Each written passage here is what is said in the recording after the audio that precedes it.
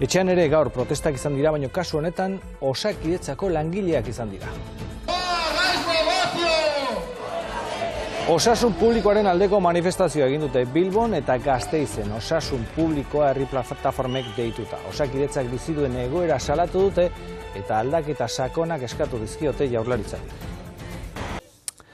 Eta osasun publikoaren aldeko manifestazioa egin dute Bilbon eta Gasteizen osasun publikoa herri plataformak deituta. Osakidetzak bizi duen egoera salatu dute eta aldaketa sakonak eskatu dizkiote Jaurlaritzari. Ibon Irigoraz.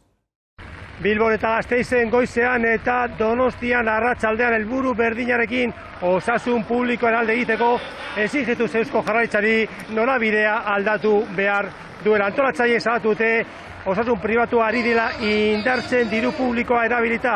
Baliabide guztiak osasun publikoa indartzeko, bermatzeko erabil ditzatela aldarrikatu dute. Osakidetzak azken urteotan bizi duen egoera oso eskasa delako.